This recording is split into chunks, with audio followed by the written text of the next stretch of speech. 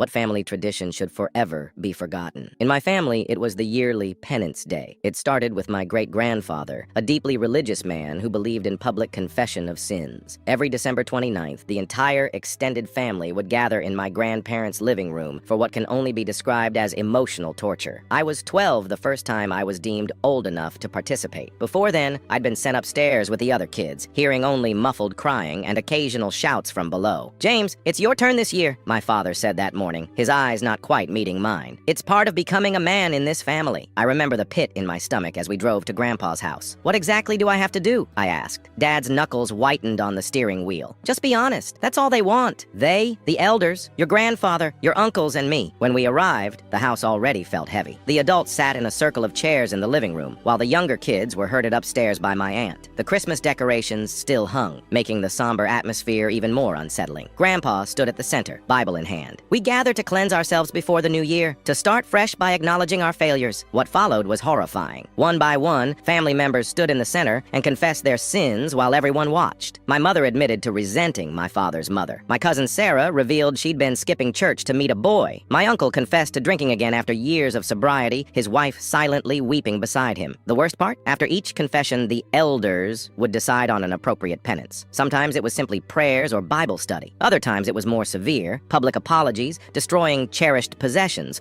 or cutting off friendships deemed negative influences. When my turn came, my legs trembled so badly I could barely stand. I don't know what to say," I whispered. Grandpa's face hardened. "The Lord knows your heart, James. Hiding your sins only compounds them." The silence stretched painfully as everyone stared. Finally, desperate, I said, "I cheated on a math test last month. It was true, but felt so trivial compared to the heavy confessions before mine." Still, I watched relief wash over my parents' faces. This was an acceptable sin for a child. My penance was writing, "I will be honest in all my endeavors" 200 times and reading it aloud at next year's gathering. As I grew older, the confessions grew more intense. Marital problems, financial mistakes, secret addictions, family feuds exposed raw and bleeding for all to witness. When I was 19, my cousin Michael confessed to being gay. The silence was deafening. His penance: conversion therapy or excommunication from the family. He chose the latter. I didn't blame him. The tradition finally ended when my grandmother, after 50 years of marriage, stood in the circle and said, "My greatest sin was allowing this to continue. This isn't faith, it's abuse." Grandpa tried to silence her, but she continued, her voice growing stronger. "I've watched this break our family apart year after year. I've seen the fear in our children's eyes. No more." That was 5 years ago. The family split into factions, those who believed the tradition was sacred and those who recognized its harm.